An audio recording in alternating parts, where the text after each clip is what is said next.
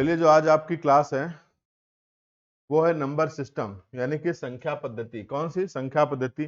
जो आपके लिए इम्पोर्टेंट है, और पेट में इसमें से सवाल भी आ रहे हैं, और भी हर जगह इसके नंबर सिस्टम के सवाल आपके हर जगह लगभग में आते हैं। ठीक है। आरंभिक गणित में पूर्ण संख्या भिन्न दशमलव, इसके अंदर आपका जो पेट का चैप्टर है, जो नंबर सिस्टम है, ये आपका आएगा। तो हम सबसे पहले देखते हैं नंबर सिस्टम होता क्या है। क्या होता है नंबर सिस्टम? किसी भी नंबर यानी कि अंक को लिखने का एक सिस्टम होता है, उसी को हम लोग नंबर सिस्टम बोलते हैं। क्या होता है? नंबर सिस्टम बोलते हैं। जो नंबर लिखने का एक सिस्टम होता है उसको हम लोग क्या बोलते हैं? नंबर सिस्टम बोलते हैं। कोई प्रॉब्लम आ रही है क्या? सही चल रही है? तो यहाँ पर संख्या पद्धति यानी कि नंबर सिस्टम, अंक होते हैं, संख्याक नंबर्स होते हैं, अंकों के मान होते हैं, अंकों के प्रकार होते हैं। अभी हम लोग इन पे डिस्कस करेंगे। संख्या पद्धति एक ऐसी पद्धति जिसमें हम लोग संख्याओं को लिखते हैं, उसे हम लोग नंबर सिस्टम कहते हैं। जैसे अगर हम इस पे देखें तो यहाँ पे हमारा क्या होता है? यहाँ पे हमारा 0 होता है, यहाँ पे 1 होता है, 2 होता है, 3 होता है, 4 होता है, 5 होता है, dash dash so on infinity होता है। इस तरीके से होता है। और यहाँ पे -1, -2, -3, -4, -5, dash dash so on infinity तक यहाँ होता है। ठीक है, इस तरीके से यहाँ पर होता है। बात को समझ में आ रहा है? इसको हम लोग नंबर सिस्टम बोलते हैं, नंबर लाइन बोलते हैं, नंबर लाइन। ठीक है। कौन सी लाइन? Number line.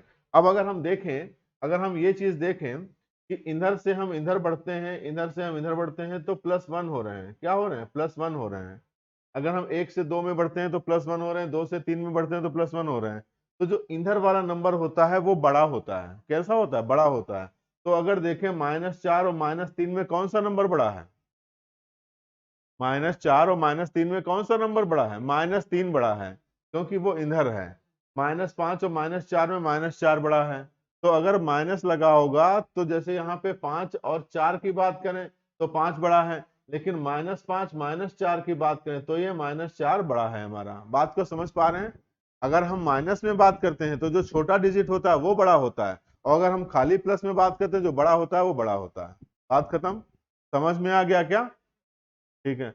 अगर समझ में नहीं आया तो आप कमेंट्स कर सकते हैं। अगर समझ में नहीं आया तो आप कमेंट कर सकते हैं, पूछ सकते हैं। विशाल सिंह, विनय, रुचित त्रिपाठी। ठीक है। कितने लोग लाइव हो गए हैं? आगे देखते हैं। अंक क्या होते हैं? ये अंक होते हैं हमारे। अंक क्या होते हैं? ये हमारे अंक होते हैं। 1 2 3 4 5 6 लगाकर 9 तक ये हमारे अंक होते हैं। 0 भी हमारा एक अंक होता है। 0 से लगा के हमारे जो होते हैं 9 तक, ये हमारे अंक कहलाते हैं, डिजिट कहलाते हैं। क्या कहलाते हैं? डिजिट कहलाते हैं, अंक कहलाते हैं। ठीक है। इसी के बारे में बताया गया है। संख्यांक क्या होते हैं? नंबर्स। जैसे कुछ भी लिख दो, उन्हीं जो अभी हमने अंक बताए थे 1 2 3 4 5 6, उन्हीं को मिला के लिख दो। 3 4 5 6 8, ये क्या हो गई? संख्या हो गई। 2 3 4, ये क्या हो गई? संख्या हो गई। यानी अंकों को मिला मिला के लिख देने से संख्या बन जाती है। ठीक है। जातीय मान क्या होता है? जातीय मान फेस वैल्यू। जैसे लिखा है 2 4 3 5 6 में 4 का जातीय मान क्या होगा? जातीय मान क्या होता है? जातीय मान कभी बदलता ही नहीं है। जैसे यहाँ पे लिखा है 2 4 3 5 6, तो 4 का जातीय मान 4 होगा, 5 का जातीय मान 5 होगा, 4 का जातीय मान 4, 2 का जातीय मान 2, 3 का जातीय मान 3, 6 का जातीय मान 6। बात को समझ पा रहे हैं? किसी भी संख्या का जातीय मान नहीं बदलता है। जातीय मान वही संख्या रहती है। किसी भी संख्या का जातीय मान नहीं बदलता, वही संख्या रहती है। स्थानीय मान बदलता है। कौन सा बदलता है? स्थानीय मान। ये हमारा बदलता रहता है। स्थानीय मान हमारा चेंज होता है, लेकिन जातीय मान हमारा वही रहता है। ठीक है। अब जैसे लिखा हुआ है यहाँ पे, जैसे लिखा हुआ है 2 3 4 5, अगर कहें कि 3 का जातीय मान क्या होगा, इसका अगर पूछे जातीय मान, जातीय मान, तो हो जाएगा, इसका हो जाएगा 3। अगर पूछें स्थानीय मान, क्या पूछें? स्थानीय मान। क्या पूछें? स्थानीय मान। तो हमारा कितना हो जाएगा? प्लेस वैल्यू और फेस वैल्यू। तो स्थानीय मान 3 लिख लिया, इसके आगे 2 संख्याएं थी तो 2 0 लगा दी। उसके आगे जितनी भी संख्याएं 0 लगा देंगे। अगर इस 2 का जातीय मान पूछे तो 1 2 3 संख्याएं तो 3 0 चिपका देंगे। अगर इसी में पूछे 2 3 4 और 6, इसमें 2 का जातीय मान स्थानीय मान तो 2, इसके आगे बाकी सब 0, इसके आगे बाकी सब क्या हो गया 0। ये 3 संख्याएं थी तो 3 0 चिपक के चले आए, तो पूरा जातीय स्थानीय मान हमारा हो गया 2000। ये क्या हो गया स्थानीय मान, बोलो क्या हो गया, ये हो गया हमारा स्थानीय मान। क्या हो गया स्थानीय मान, यानी कि प्लेस वैल्यू। प्लेस वैल्यू, स्थानीय, स्थान मतलब प्लेस, प्लेस ही तो होता है स्थान, तो स्थानीय मान यानी कि प्लेस वैल्यू। बोलो बात समझ में आई क्या? इस तरीके से हमारा स्थानीय मान होता है। ठीक है, अब हमें प्राकृतिक संख्याएं पढ़नी है। नेचुरल नंबर्स क्या होते हैं, जो 1 2 3 4 5 6 7 8 लिखे जाते हैं, ये सब सारे नेचुरल नंबर्स होते हैं। सब क्या होते हैं, नेचुरल नंबर होते हैं। नेचुरल नंबर हमेशा 1 से गिना जाता है। कहां से, 1 से गिना जाता है। ये आपको पीडीएफ हमारे ऐप पे अवेलेबल हो जाएगा, आप वहां से पढ़ लीजिएगा। पूर्ण संख्याएं, अगर हम नेचुरल नंबर जो होता है 1 2 3 4 5 6, उसमें 0 भी पहले लगा दें तो ये हमारी पूर्ण संख्या हो जाती है, होल नंबर हो जाता है। क्या हो जाता है, होल नंबर। अगर हम इनके पहले 0 लगा दें तो क्या हो जाता है, होल नंबर हो जाता है। बात समझ में आई क्या? इनके पहले 0 लगा दें तो होल नंबर हो जाता है। सही है, अभी हम आगे देखते हैं पूर्णांक संख्याएं। पूर्णांक में अभी जो नंबर सिस्टम पे मैंने लिख के दिया था वो सभी पूर्णांक संख्याएं होती हैं। ये हमारे धन पूर्णांक होते हैं, ये हमारे कौन से पूर्णांक होते हैं, धन पूर्णांक होते हैं। ये हमारे ऋण पूर्णांक होते हैं, ऋण पूर्णांक होते हैं। और ये जीरो जो होता है, जीरो जो हमारा होता है, ये शून्य पूर्णांक होता है, शून्य पूर्णांक होता है। क्योंकि जीरो के आगे ना ही हमारा प्लस जीरो लगा है, ना ही हमारा माइनस जीरो लगा है, तो जीरो जो होता है वो अलग ही पूर्णांक होता है, पूरा शून्य पूर्णांक होता है। कैसा पूर्णांक होता है बच्चों, शून्य पूर्णांक होता है। समझ में आ रहा है क्या? जीरो हमारा कैसा पूर्णांक होता है, शून्य पूर्णांक। तेज से बोलिए, बोलते रहिए साथ में, अगर आप बोलेंगे नहीं तो सीखेंगे नहीं। जीरो कैसा पूर्णांक होता है, जीरो हमारा शून्य पूर्णांक होता है। कैसा पूर्णांक होता है, शून्य पूर्णांक होता है। अभी हम पूर्णांक दो प्रकार के, धन पूर्णांक और ऋण पूर्णांक, आपको अभी पढ़ाया मैंने, धन पूर्णांक और ऋण पूर्णांक। वही चीज लिखी हुई है, शून्य ना तो पूर्णांक है और ना ही ऋण पूर्णांक है, ये अलग अलग से ही पूर्णांक है। शून्य क्या है, अलग से ही एक पूर्णांक है। सम संख्याएं क्या होती है, जो नंबर सिस्टम होता है 1 2 3 4 5 6 7 8 नंबर सिस्टम, उनमें से 2 4 6 8 10 12 14 16 ये सब dash dash so on infinity, दो दो के गैप पे। अब हमने जीरो नहीं लिखा क्योंकि जीरो हमारा सम संख्याओं में नहीं आता, जीरो हमारा सम संख्याओं में नहीं आता। क्या आता है, विषम संख्याएं। जीरो हमारा विषम संख्याओं में भी नहीं आता, जीरो हमारा जो है विषम संख्याओं में भी नहीं आता। आता है, नहीं आता। तो उसमें क्या 1 3 5 11 17, विषम संख्याओं में ये कैसे, तो गड़बड़ लग रहा है।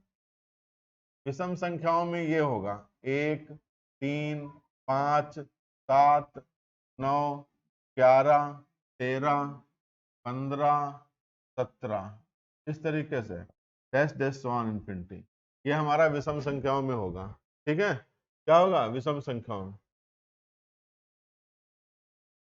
क्लियर है, आगे बढ़ते हैं। अभाज्य, अभाज्य जो किसी से भाज्य ही ना हो, जो किसी से ना भाज्य हो, उनको बोलते हैं अभाज्य। जैसे 2 है, 3 है, 5 है, 7 है, 11 है, 13 है, ये सारी अभाज्य संख्याएं हैं। तो एक ऐसी समअभाज्य संख्या होती है, खाली दो एक ऐसी है जो समअभाज्य है, बाकी आगे सारी विषम अभाज्य होती हैं, इवन प्राइम नंबर्स होते हैं। ठीक है, तो एक ऐसी है जो इवन प्राइम नंबर, बाकी सब ऑड प्राइम नंबर यानी कि विषम संख्याएं होती हैं। क्लियर है, नहीं बताइए, क्लियर है ना? ये चीजें आपको पता होनी चाहिए, अगर आपको पता नहीं तो आप गड़बड़ में फंस जाओगे। ये चीजें आपको क्या होनी चाहिए, पता होनी चाहिए। अगर कोई डाउट है तो अभी डिस्कस करो मुझसे, अभी पूछो यार मुझसे अगर कोई डाउट है तो। कोई डाउट नहीं है, याद कर लेना अगर नहीं याद है तो।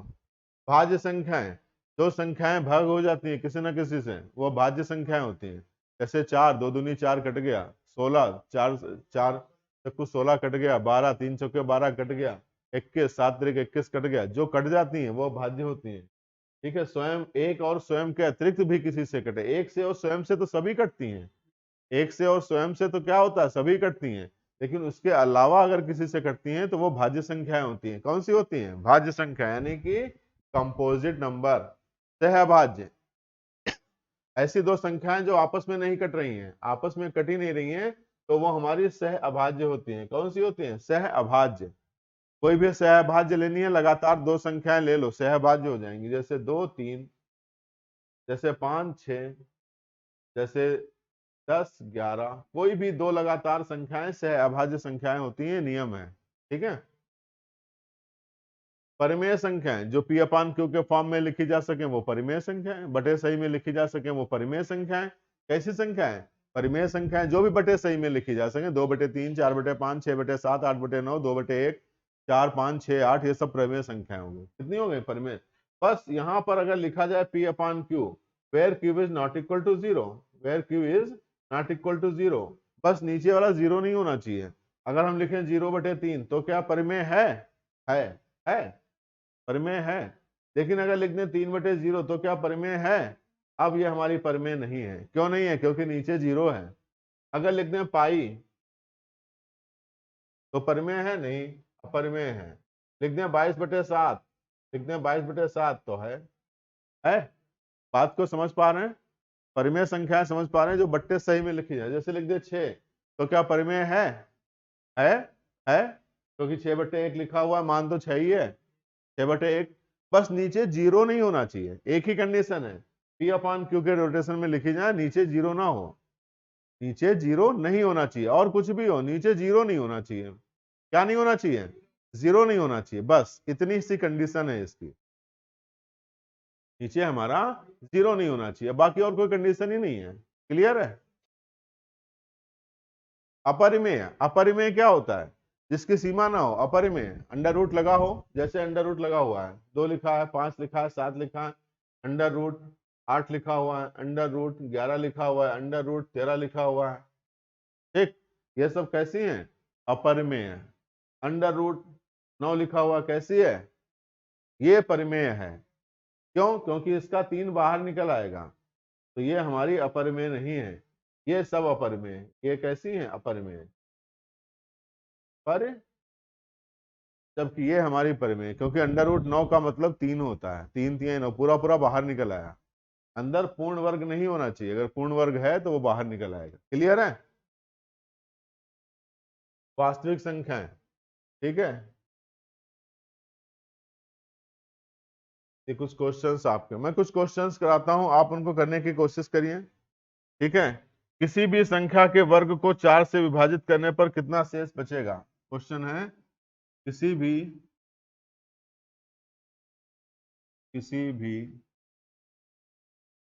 क्वेश्चन नोट करिए। किसी भी संख्या के वर्ग को 4 से विभाजित करने पर, 4 से विभाजित करने पर कितना शेष बचेगा? शेष बचेगा, नोट करिए आप लोग, कितना शेष बचेगा, नोट करिए। किसी भी संख्या के वर्ग को 4 से विभाजित करने पर कितना शेष बचेगा? किसी भी संख्या के वर्ग को 4 से अगर आप डिवाइड करते हो तो कितना शेष बचेगा?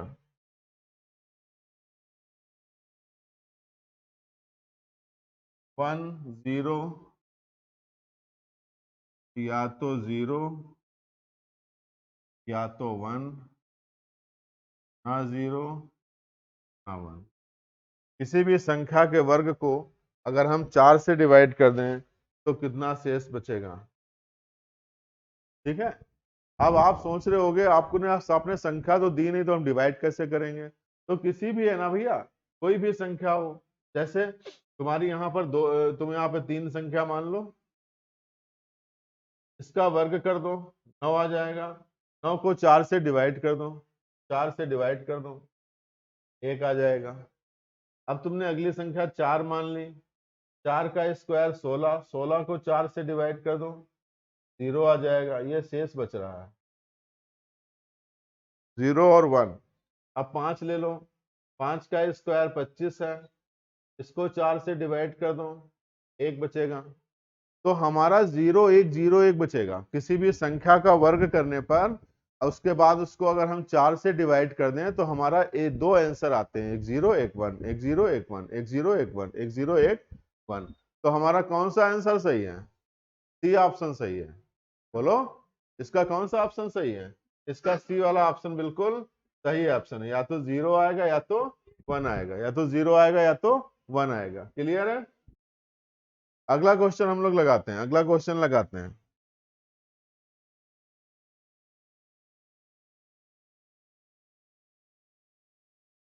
निम्न में से देखो, निम्न में से कौन सी संख्या, कौन सी, निम्न में से कौन सी संख्या एक अभाज्य संख्या नहीं है? एक अभाज्य संख्या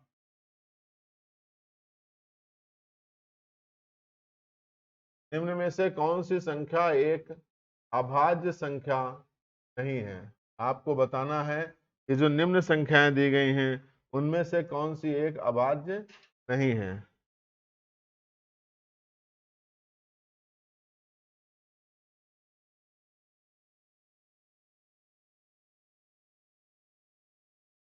इन चारों में से कौन सी एक संख्या ऐसी है जो अभाज्य नहीं है? बोलो, बोलो बच्चों, इन चारों संख्याओं में से निम्न में से कौन सी संख्या अभाज्य नहीं है?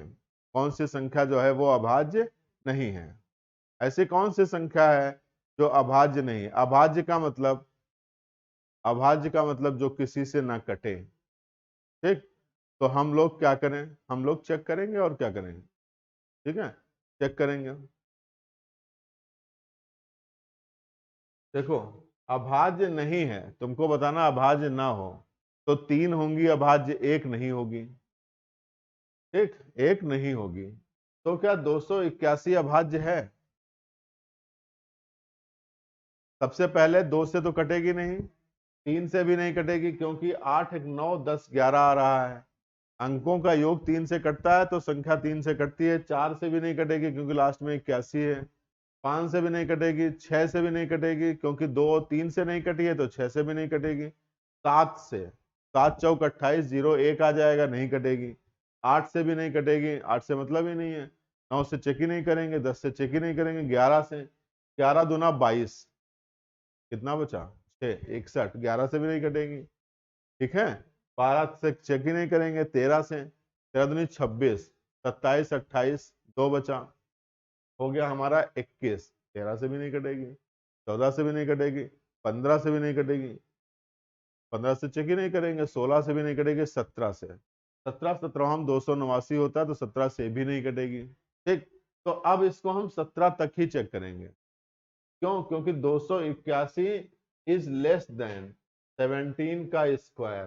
17 का स्क्वायर होता है 289 और इससे ज्यादा आ गया, इसलिए अब हम इसके ऊपर इसको चेक नहीं करेंगे और ये हमारी हो जाएगी अभाज्य। क्या हो जाएगी? अभाज्य। बोलो, बात को समझ में आई?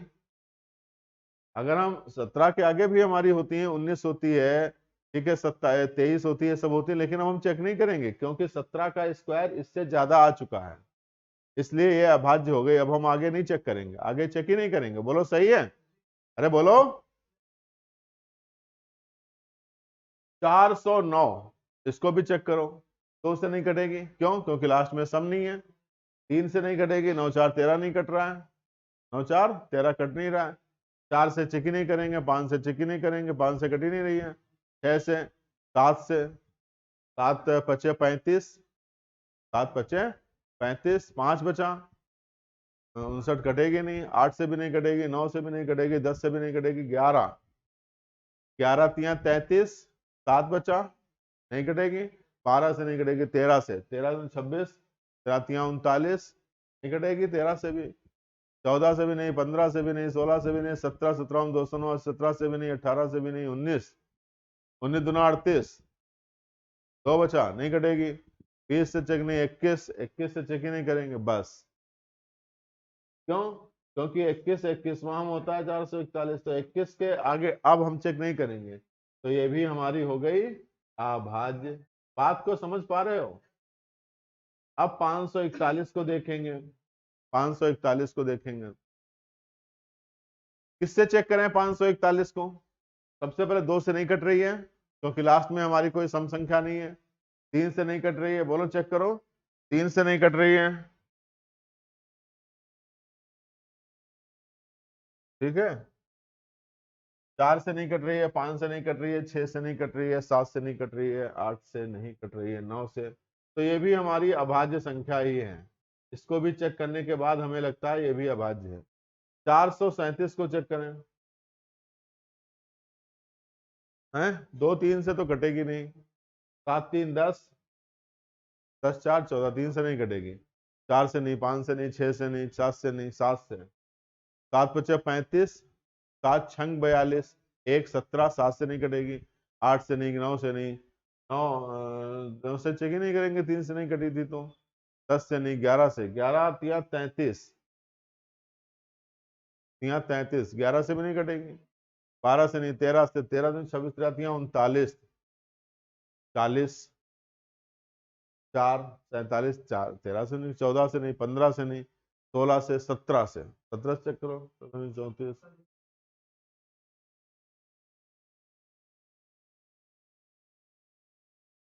18 से भी नहीं कटेगी, 19 से भी नहीं कटेगी, 19 से 38।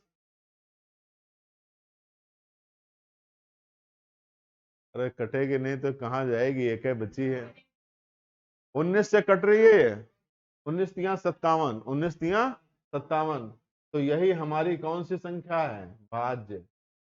क्यों? क्योंकि 19 से कट रही है। किससे कट रही है? 19 से कट रही है। बोलो, 19 से भाज्य है तो हमारा आंसर यही आ जाएगा। हमको एक भाज्य संख्या ही बतानी थी। क्या करना था? हमको एक इन चारों में से एक ऐसी संख्या बतानी थी जो भाज्य हो, जो क्या हो? भाज्य हो। क्लियर है? यही आंसर हो गया। अगला क्वेश्चन नोट करिए।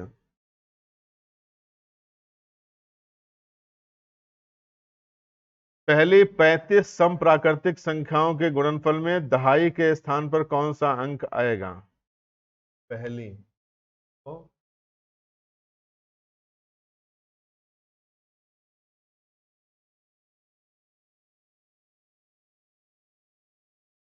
35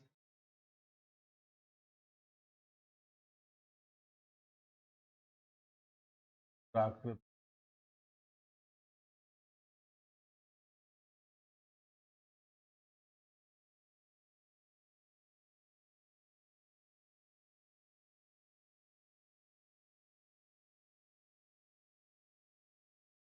गुणनफल में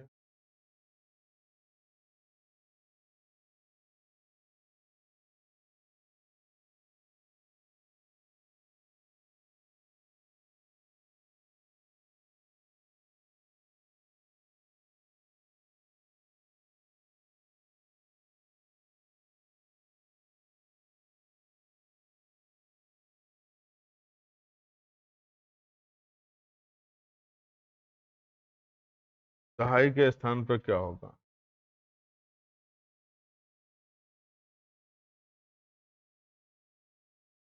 3 2 6 5 0।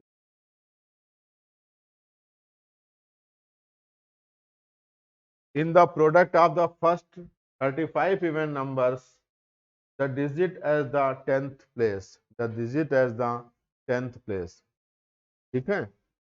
In the product of the first 35 number, digit in the 10th place, अगर हम 35 प्राकृतिक संख्याओं का मल्टीपल करें जो सम प्राकृतिक संख्याएं हों तो दहाई के स्थान पे कौन सा अंक आएगा, ये आपको बताना है।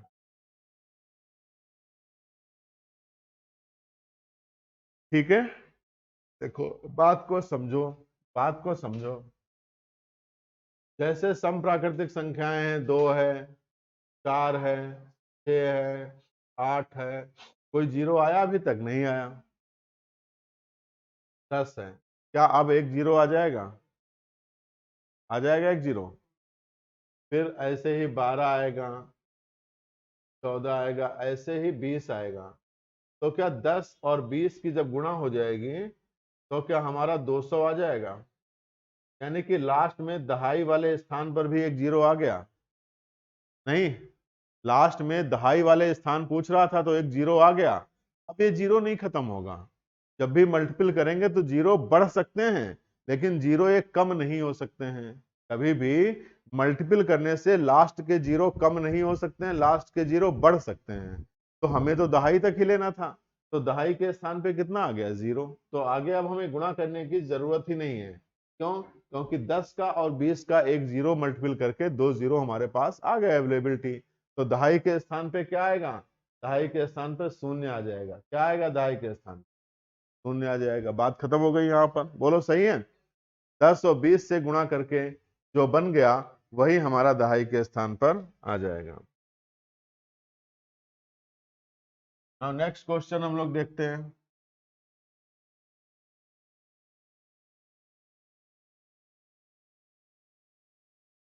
लिखो, तो अभाज्य युग्म संख्याएं, तो अभाज्य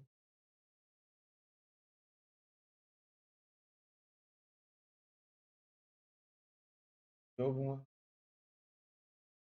a प्लस बी और a minus a plus B और a माइनस बी के लिए के a कॉमा बी क्या है? आपको बताना है अगर दो अभाज्य संख्याएं हैं a प्लस बी और a माइनस बी, तो a और b इसमें क्या होंगे?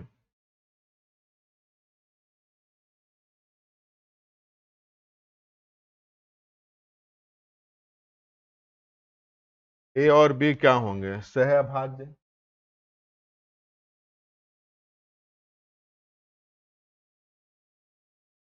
मतलब को प्राइम।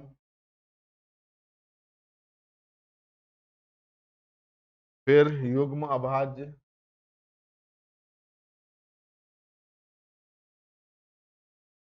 युग्म अभाज्य मतलब ट्विन प्राइम।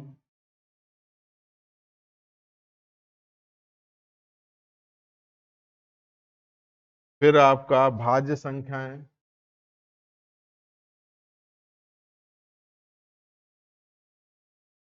भाज्य संख्याएं मतलब कंपोजिट।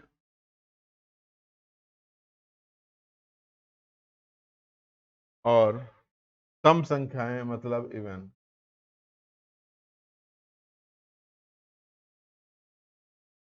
अब इसका अब आपको बताना है कि अगर दो अभाज्य संख्याएं हैं a प्लस बी और a माइनस बी, तो इनमें से क्या हो सकता है?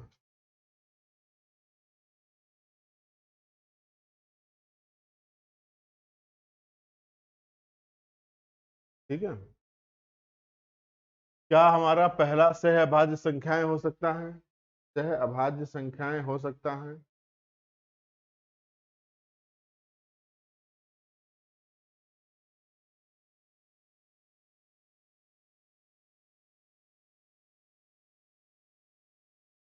ठीक, सह अभाज्य संख्याएं हो सकता है। को प्राइम नंबर्स क्या होती हैं? जैसे कोई भी दो प्राइम नंबर्स होते हैं, उनका जोड़ और घटाना हमेशा अभाज्य युग्म कहलाता है। जो सहअभाज्य संख्याएं होती हैं, सहअभाज्य को प्राइम नंबर, सहअभाज्य संख्याएं कौन कौन सी होती हैं? जैसे जैसे 2 3 हमारी सहअभाज्य संख्याएं, अगर ये a है और ये b है, ठीक, तो इनको जोड़ो। अगर इनको जोड़ेंगे a प्लस बी तो 5 आ जाएगा, और घटाएंगे तो b माइनस a तो हमारा 1 आ जाएगा। तो ये भी तो हमारा अभाज्य युग्म है कि नहीं है?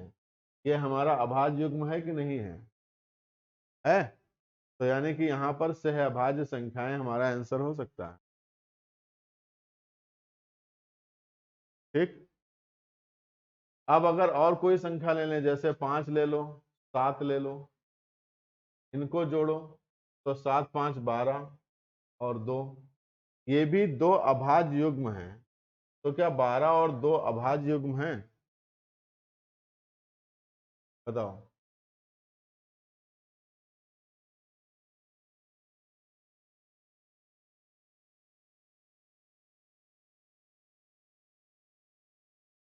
अभाज्य युग्म होता क्या है?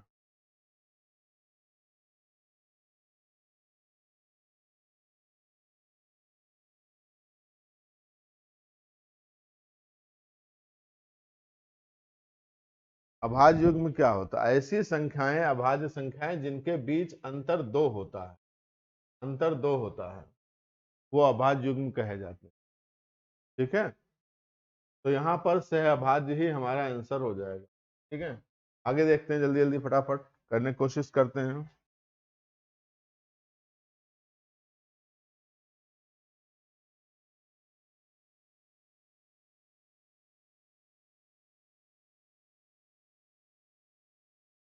लिखा हुआ है 75382, 75382 को 33 से विभाजित करने पर शेषफल ज्ञात करो। को 33 से डिस्ट्रीब्यूट करने पर, विभाजित करने पर, भाग करने पर, विभाजित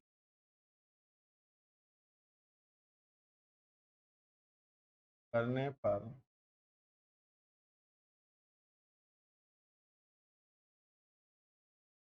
फल।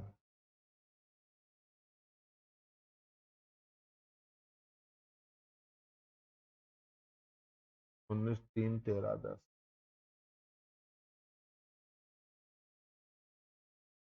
आप बताइए 75,382 को अगर हम 33 से डिविजिबल करें तो हमें आंसर क्या आएगा? 75,382, 75,382 को अगर हम 33 से 33 से डिविजिबल करें तो हमारा आंसर कितना आ जाएगा? पता है?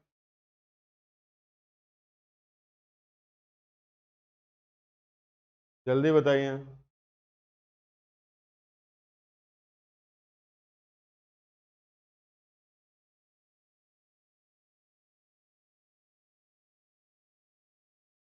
इसकी पीडीएफ आपको हमारे ऐप पे अवेलेबल हो जाएगी, वहां से आप देख लीजिएगा। पीडीएफ वगैरह ऐप पे अवेलेबल हो जाएगी, मंथन प्लस ऐप है, वहां से अवेलेबल हो जाएगी, वहां से आप देख लीजिएगा। टेस्ट वगैरह भी आप वहां से कर सकते। 33 से डिविजिबल करने पर शेषफल क्या होगा? 33 से डिविजिबिलिटी का मतलब क्या? 3 से और 11 से दोनों से कटें। ठीक, तो अगर हम इसको देखें, 33 से डिविजिबिलिटी का मतलब क्या होता है? 3 और 11 दोनों से कटे। या तो 33 से भागे कर लो सीधे, कौन बहुत बड़ा सवाल है। 75, 38, 2, 33, दूना 66, कितना बचा? 9। 33, 3 दूना 66, कितना बचा? 7।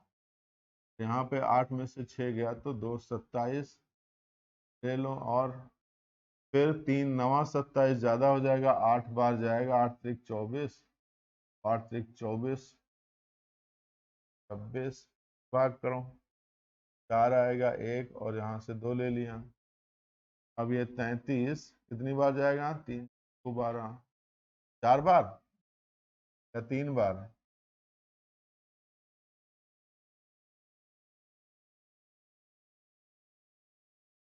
3 तिहाई 9, 142 है, 3 तिहाई 9, 3 तिहाई 9, 99 तो बहुत कम है अभी। 4 बार जाएगा तो 132 आ जाएगा, माइनस का 10 बचा। तो वही पूछ रहा था, शेषफल क्या बचेगा? शेषफल माइनस का 10 आंसर आ जाएगा। बोलो सही है? माइनस का 10 आंसर आ जाएगा। अपने जनरल तरीके से आपने भाग करके देख लिया, कितना आंसर आया? माइनस का 10 आंसर आ जाएगा।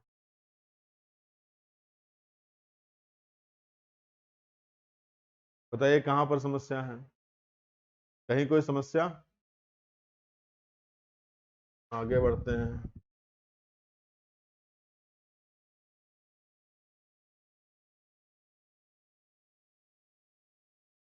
क्वेश्चन लिखा हुआ है 2143 को 2143 को 38 से भाग करने पर भागफल क्या होगा? 38 से भाग करने पर क्या पूछ रहा है आपसे? भागफल क्या होगा?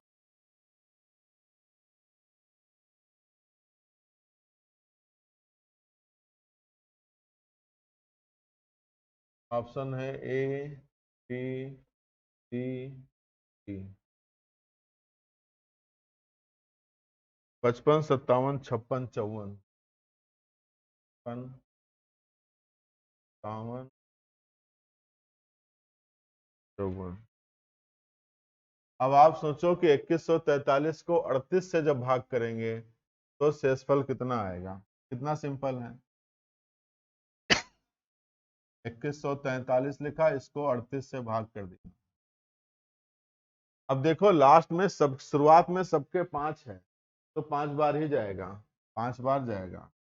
5 और 40, 4 कैरी, 5 यहाँ 15 और 4 4 19,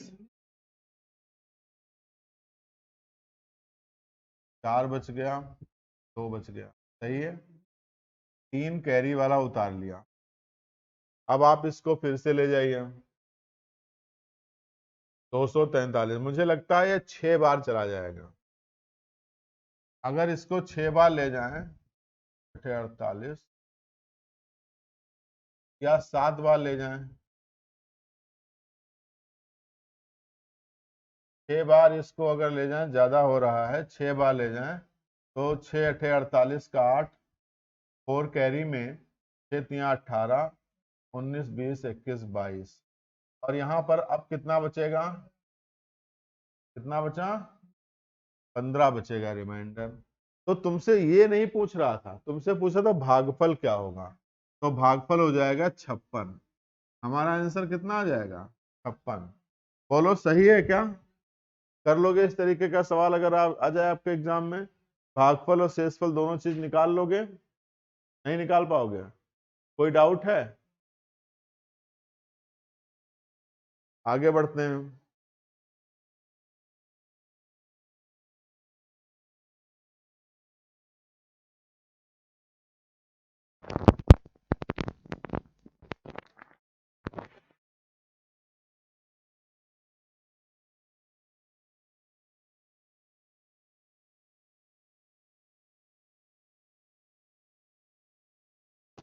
तो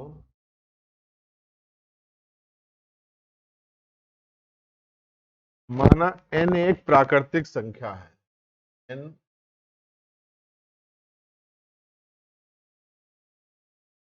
प्राकृतिक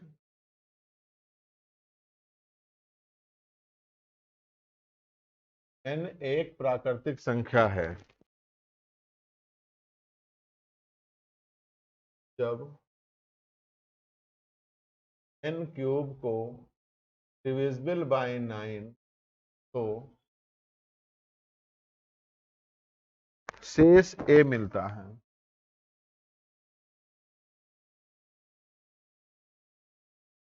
प्राप्त होता है, शेष a प्राप्त होता है। जब n क्यूब को 9 से डिवाइड करते हैं तो शेषफल a प्राप्त होता है। तो आपको इन चारों ऑप्शन में से बताना है कि आपका ऑप्शन कौन सा सही होगा। a एक पूर्ण घन है। a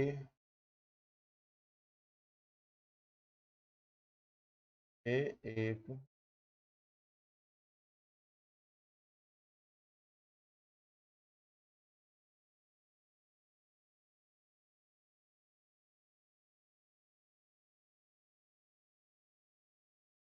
क्या ऐसा है? a एक पूर्ण वर्ग है। a एक वर्ग है। क्या बच्चों ऐसा है? ये दोनों एक पूर्ण घन है और एक पूर्ण वर्ग है, दोनों हैं।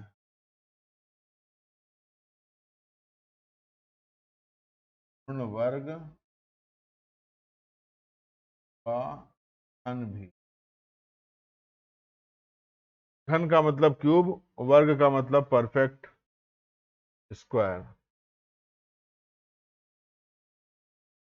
ये ना ही पूर्ण वर्ग है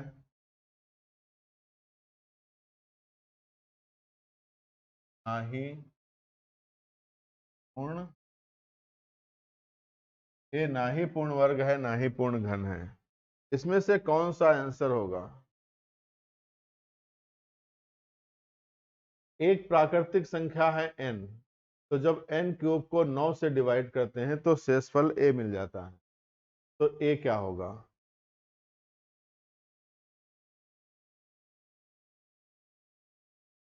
चेक करते हैं।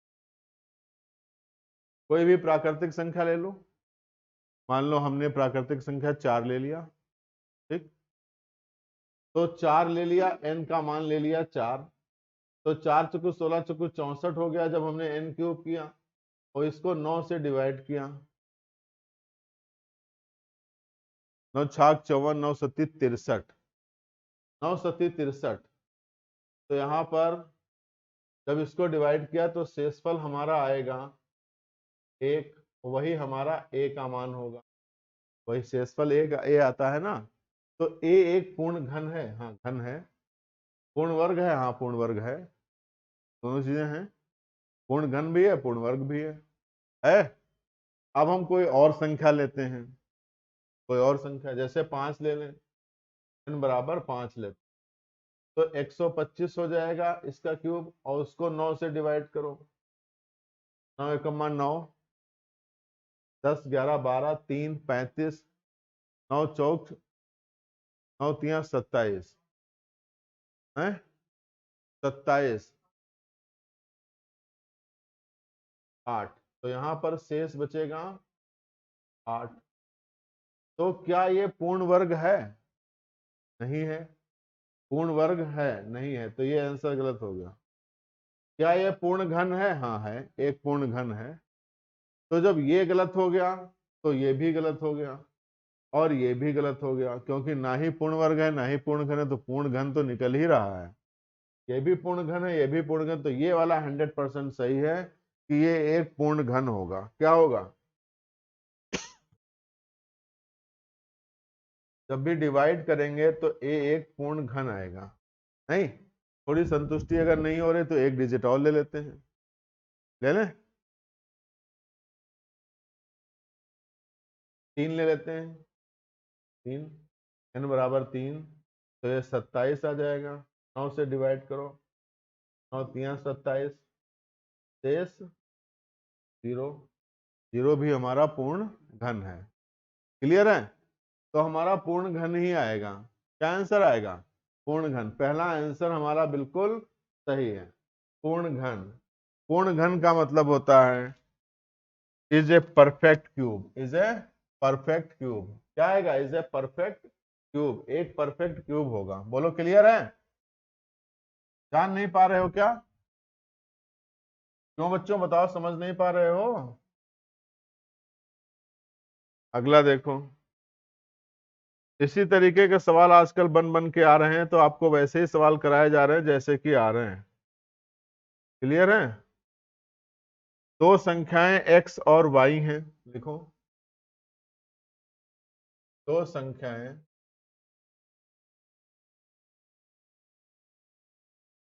संख्याएं x एंड y हैं। कोई भी दो संख्याएं x y हैं। x वह क्रम से कम संख्या है जिसे 3 और 7 से भाग किया जा सकता है। तो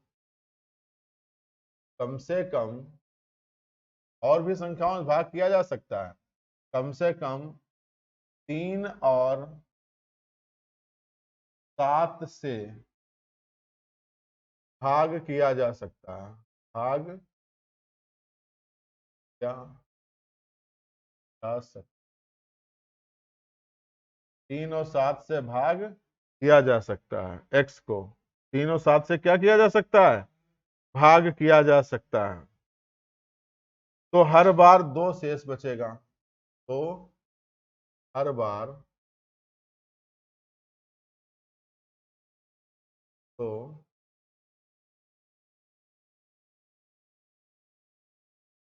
हर बार 2 शेष बचेगा, 2 शेष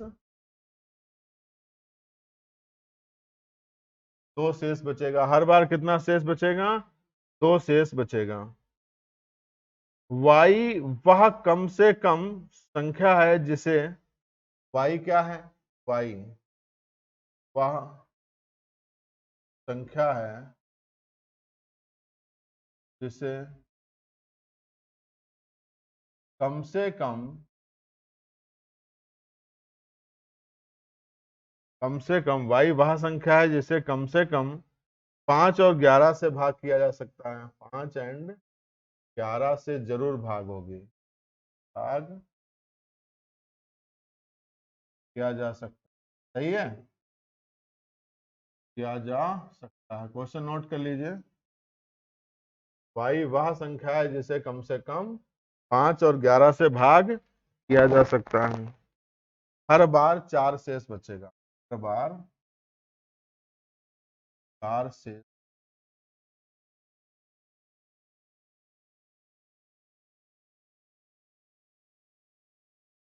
तो x प्लस वाई का मान, x प्लस वाई का,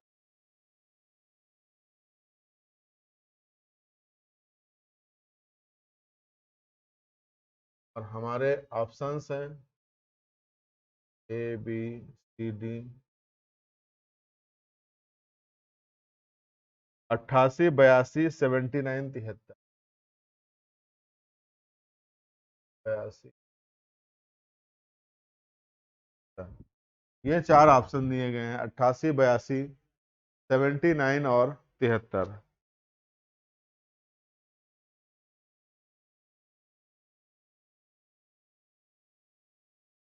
लॉगिन करो, बताइए। कह रहा दो संख्याएं हैं x और y, एक x को कम से कम 3 से और 7 से जरूर डिविजिबल होगी, 3 से भी कटेगी और 7 से कटे, बाकी और किसी से कटे तो पता नहीं है, लेकिन जब 3 और 7 से काटेंगे तो हर बार 2 शेष बचेगा, 3 से काटने पर भी 2 बचेगा, 7 से भी काटने पर 2 बचेगा, तो 7 त्रिक 21, अगर हम संख्या 1 ले लें 23, ठीक, 7 त्रिक 21 हो रहा है, अगर हम संख्या मान लें हमारी संख्या है 23, 2 बढ़ाकर, तो इसको देखो 3 से काटो कितना बच रहा है, तो 7 से काटो तो बच रहा है, तो ये संख्या आ सकती है x की जगह।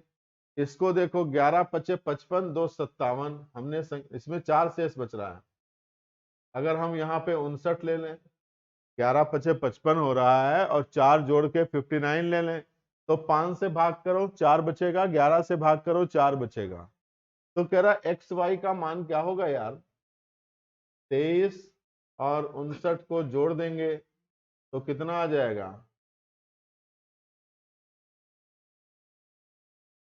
82। क्या कोई आंसर आ रहा है, बी। अब देखने में तुम्हें सवाल ये थोड़ा सा बड़ा सा लग रहा होगा, लेकिन लगाने में कितना आसान सा है, बताओ आसान सा है कि नहीं है, जल्दी बताओ भाई, नहीं है, आसान है ना, कोई कठिनाई नहीं है। दो संख्याएं हैं एक्स वाई, तो जो यहाँ पे था जिससे जिससे डिवाइड हो रहे थे उनका मल्टीपल कर लीजिए, जितना बच रहा था उतना ऐड कर दीजिए, इनको मल्टीपल कर लीजिए, जितना बच रहा था उतना ऐड कर दीजिए, वही एक्स और वाई के मान होंगे, वही क्या होंगे, वही एक्स और वाई के मान होंगे, बोलो सही है,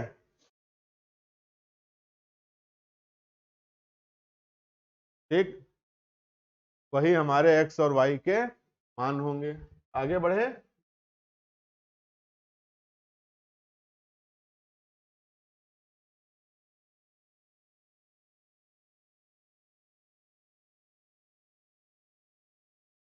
भाग विधि द्वारा दो संख्याओं का मासा निकालने पर अंतिम भाजक 49। देखो, भाग विधि द्वारा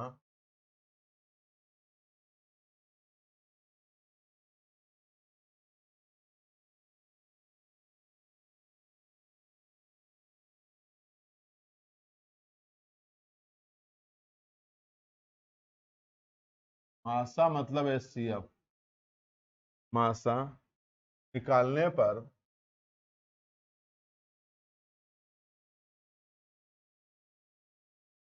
भाग विधि द्वारा दो संख्याओं का मासा निकालने पर अंतिम भाजक 49,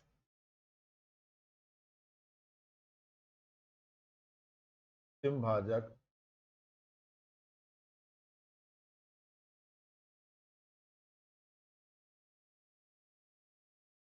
अंतिम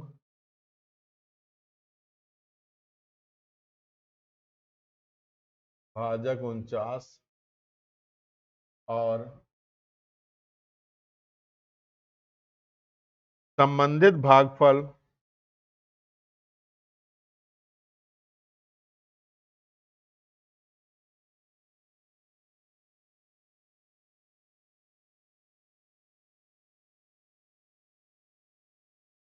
सत्रह कौमा तीन कौमा दो है, 17 3 2 है। दोनों में से बड़ी संख्या को जब दोनों में से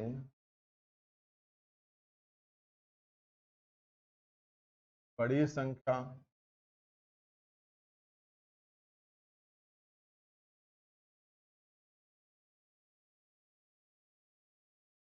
से बड़ी संख्या को जब 433 से विभाजित करें तो शेषफल क्या होगा? 433 से विभाजित करें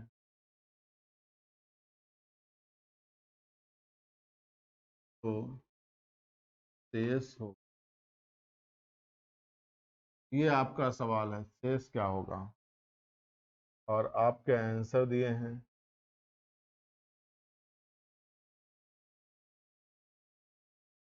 288, 300, 107, 400। ये चार आंसर दिए हैं, इसमें से कौन सा होगा?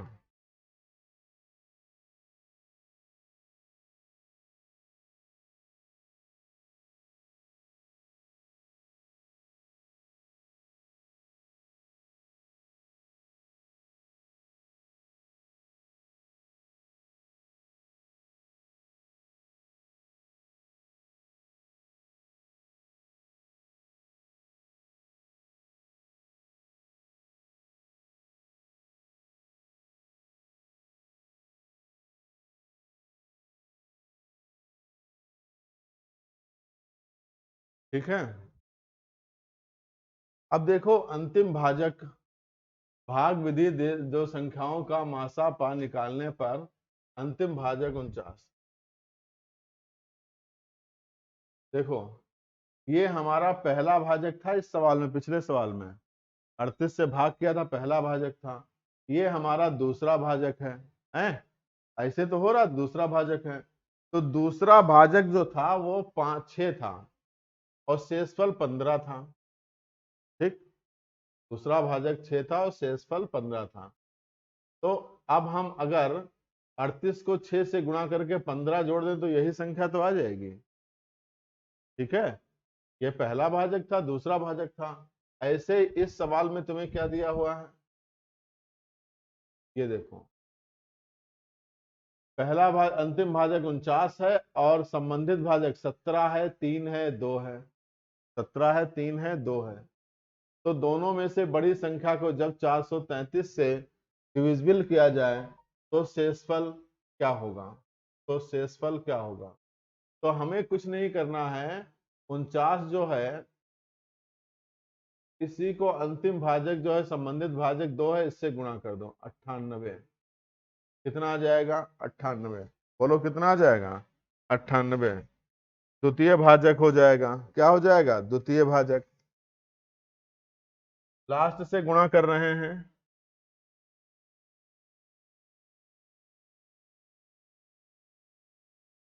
भाजक 49 था। कितना था? द्वितीय भाजक।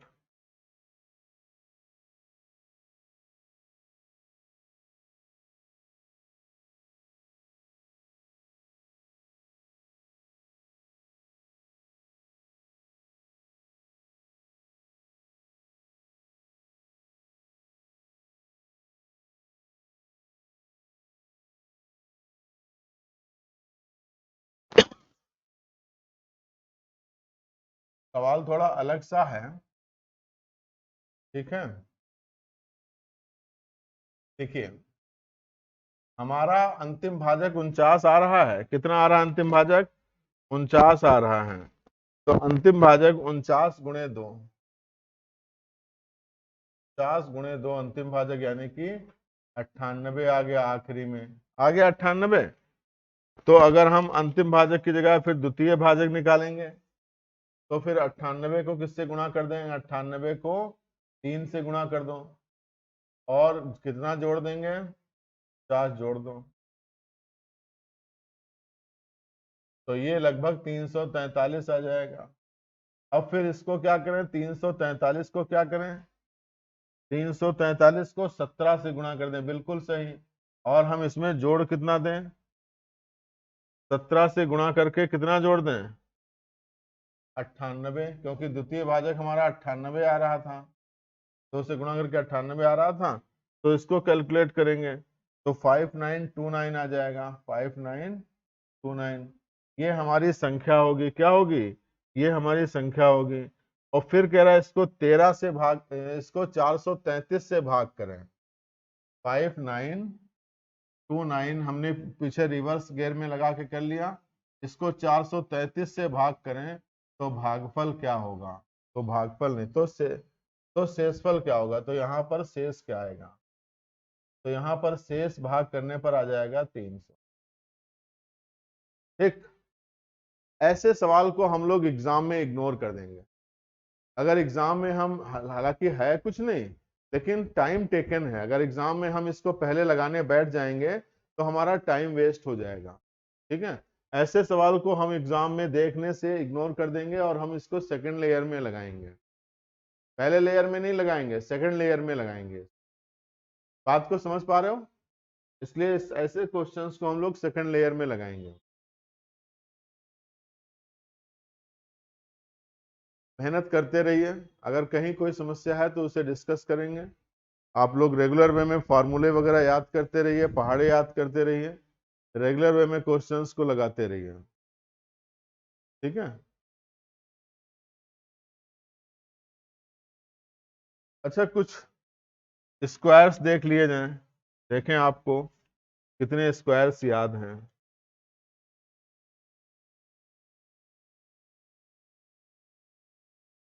एक स्क्वायर, एक। दो दूनी 4, तीन तिहाई 9, चार चक्कू 16, पचम 25, छह छाक 30, सात सती 50, आठ अठाई 64, नौ नवा 81, 10 दावम 100, 11 गिरवाहम 121, 12 बरवाहम 144, 13 तेरवाहम 169, 14 चौदवाहम 196, 15 का स्क्वायर 225, 16 सोलवाहम 256, 17 सत्रवाहम 289, 18 अठारवाहम 324, 19 19वाहम 361, 20 20वाहम 400, 21 21वाहम 441, 22 22वाहम 484, 25 25 23 23वाहम 529, 24 24वाहम 26 26वां 25 25वां। इस तरीके से आप लोग रेगुलर वे में स्क्वायर्स को याद करिए, क्यूब्स को याद करिए। ये चीज रेगुलर वे में कम से कम कहाँ तक, 50 तक, 50 तक स्क्वायर आप लोग याद करिए रेगुलर वे में, और क्यूब्स याद करिए, तब जाके आपका बेनिफिट होगा। चलिए मिलते हैं फिर अगली क्लास में। Thanks for watching. आपका बहुत बहुत धन्यवाद कि आपने हमारे इस वीडियो को देखा। अगर आप सोच रहे हो मैं ऐसा कुछ कहूंगा तो बिल्कुल गलतफहमी में हो। आप मेरा धन्यवाद अदा करिए कि मैंने आपको पढ़ाया। I am a teacher.